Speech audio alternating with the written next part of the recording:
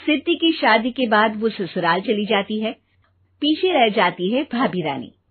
सिद्धि के ससुराल जाते ही भाभी कहती है, अरे वाह जी वाह, सारे कपड़े मेरे। हाय रे पैंट, अरे वाह वाह, मजा आ जाएगा। अरे ये सिद्धि की अलमारी के सामने खड़े होकर क्या बड़बड़ा रही है? जाकर देख मेहमानों को विदाई की मिठाई मिली कि नहीं। अब हाँ माँ जी, क्यों नहीं, लेकिन पहले कपड़े तो बदल लूं। अब रानी आ जाती है सिद्धि के उन कपड़ों में जो वो ससुराल जाने से पहले घर छोड़ जाती है। अरे रानी, कुछ दिन रुक जाती।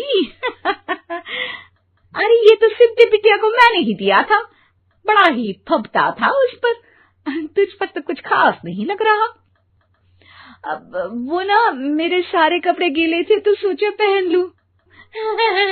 वैसे भी सिद्धि को कौन सा भी पुराने आउटडेटेड कपड़ों को पहनना है। वैसे भी ये सूट तो मैंने तभी पहना था, वैसे खास है भी नहीं ये। हाँ ठीक है, लेकिन ना मेरी सिद्धि पर तो जमता था। सारे मेहमान चले जाते हैं और सिद्धि ससुराल से मायके पहली बार आती है। अपना घर, अपना कमरा, अपनी अलमारी। ये बोलकर जैसे ही सिद्धि अलमारी खोलती है तो सामने उसके कपड़ों की जगह कुछ और ही रखा होता है।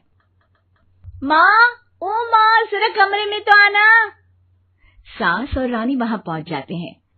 रानी ने पहनी होती है सिद्धि की जींस और टी शर्ट। अरे भाभी, ये क्या? ये तो मेरी बड़ी ही महंगी टी शर्ट है, इसे आपने घर में क्यों पहनी है?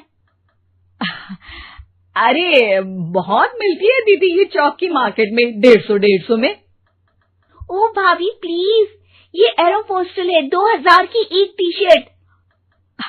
ओहो, 2000 में तो दीदी 4 साड़ी आ जाए। अब क्या बोलूं? भाभी, ये मेरी अलमारी में छोटू के कपड़े, तो मेरे कपड़े कहाँ हैं? मेरी अलमारी में? अब दीदी आपको कौन से पुराने कपड़े पहनने थे? माना भाभी, लेकिन मैं जब घर आती तो यही सब पहनती ना। अरे तुम तो बड़ी कंजूस हो दीदी। खैर, वक्त आता है जब सिद्धि ससुराल के लिए रवाना हो रही होती है। अरे रानी, अंदर से सिद्धि का गिफ्ट ले आ, लड़की पहली बार ससुराल से मायके आई है।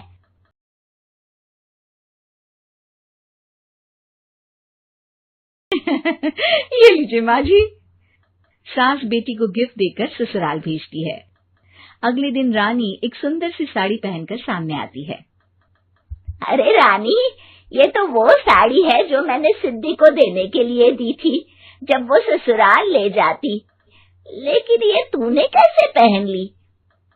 अरे माँ जी, ये साड़ी तो मुझे बहुत पहले से ही पसंद थी, लेकिन चिंता ना करिए, मैंने सिद्धि के लिए भी अच्छी सी साड़ी दी है। हाँ।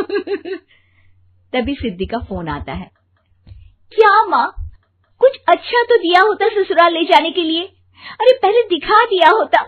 यूं चमकते हुए पैकेट में नौकरानी वाली साड़ी मत दिया करो माँ। अरे बेटे, वो तेरी भाभी ने ना गलती से उससे पैकेट बदल गया। हाँ, मैं कल ही तेरे भाई के हाथ से तेरा वाला पैकेट भेज दूंगी। अरे रहने दो माँ, आई एम श्योर भाभी ने अभी वही साड़ी पहनी होगी जो तुमने मेरे लिए रखी थी। तुम तो समझ नहीं पाई उनको। खैर छोड़ो, मैं ज्यादा बोलती अच्छी नहीं लगती, रहने दो, आपको उन्हीं के साथ रहना है, फिर बात करेंगे। सास को रानी पर गुस्सा आ जाता है। वो उसके कमरे में जाती है जहाँ वो शादी का एल्बम देख रही होती है। रानी, मार्केट जाकर एक ऐसी ही साड़ी लेकर आ, कल प्रतीक जाकर सिद्धि के घर दे आएगा। अरे क्यों माँ जी, कितनी साड़ी देनी है दीदी को? यहाँ कोई सेल लगी है क्या? अरे चुप कर, मेरे बेटी के हिस्से की साड़ी खुद पहन ली, अब ज्यादा ज्ञान बांट रही है। एक दिन सिद्धि का फोन आता है। माँ, मेरी सास ने आप सबको खाने पर बुलाया है। सारे लोग सिद्धि के ससुराल पहुंचते हैं। खाना खाकर वो लोग निकल रहे होते हैं कि सिद्धि की सास सभी को गिफ्ट देती है। अरे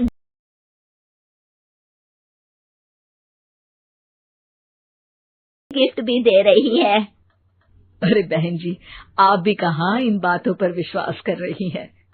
सास सभी को गिफ्ट देती है, लेकिन रानी को जो साड़ी देती है वो अजीब सी हरे रंग की लाल रंग के बड़ी छाप वाली होती है। अरे छी, ये कौन पहनेगा? सासू माँ को तो जरी वाली इतनी सुंदर, और मेरे लिए ये नौकरानी वाली। अरे भाभी, दरअसल मैं जब भी घर आती थी आप वापसी में ऐसी ही साड़ी देती थी ना, तो माँ ने सोचा कि आपको आपकी पसंद की ही साड़ी क्यों ना दी जाए। बेचारी रानी, बोलती भी तो क्या। सिद्धि और सास रानी का चेहरा देखकर हंसने लगती है, तो रानी समझ जाती है कि अपने ही बिछाए जाल में वो फंस चुकी है।